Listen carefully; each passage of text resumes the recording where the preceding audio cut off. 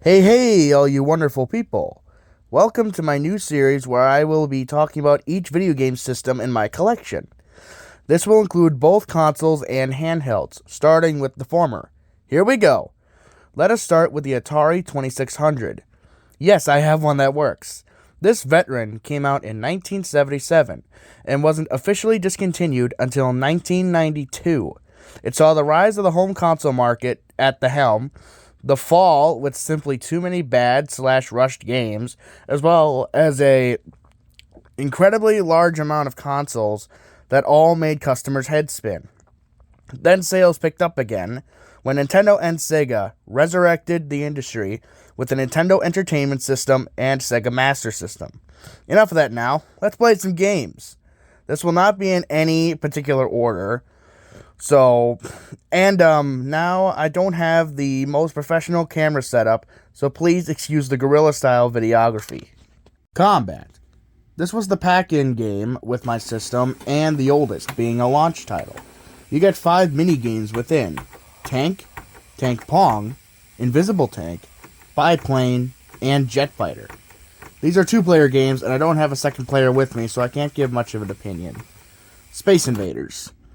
This was one of the first games I bought with the 2600 and may even be my favorite. It may not look as fancy as its arcade counterpart, but that doesn't matter to me, as I find gameplay to be more important. Speaking of which, this one plays very well with strong but not too difficult enemies and smooth controls. I power this one up every time I play the system. A true classic. Pac-Man.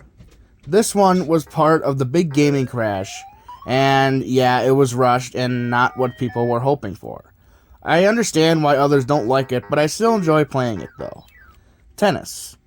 Not much to talk about here, but for one of the first tennis video games, it's honestly pretty good and, while basic, a good simulation of the sport. Donkey Kong. The spectacular game that launched 2 of Nintendo's biggest stars. Like Space Invaders, not too similar to its arcade counterpart, but plays very smoothly even if they cut out an entire level. This is actually how I first beat the game, so it will always stick with me for this reason. Asteroids. This one had one of the bigger graphical changes, as the arcade used the vector line style. Even so, I prefer playing this over the original simply due to the joystick controls over just buttons. That's just me though. Maybe I'll get used to the original one day. But this is a classic I always love going back to. Defender. I remember playing this for the first time in the arcades and absolutely loving it. This version didn't disappoint with similar feeling controls to the arcade. This one's always a good time. Breakout. I bought this one before I realized it needed paddle controls. But once I got the controllers, I realized how smooth they are, and how challenging this game really is. I haven't even broken free yet, but it's still a fun game. Good puzzle to rack the brain. Pole position. As a lover of racing in real life, I find myself playing a lot of car and racing games. This one in particular is based on Formula 1 and looks pretty astonishing for the 2600. I was originally hesitant towards older racing games, but this and Rad Racer broke the barrier for me. Missile Command. This may be slower paced, but don't let that fool you. Always be wary of when the next will fall. A game of patience and perseverance, yet also has some of my favorite game sound effects ever. Always worth going back to. Centipede. Another arcade classic. At first it was jarring not using a trackball, but I got used to it pretty quickly. I ain't the best at it. Takes a while to shoot each part, but I still love this one. Good time all around. Astroblast.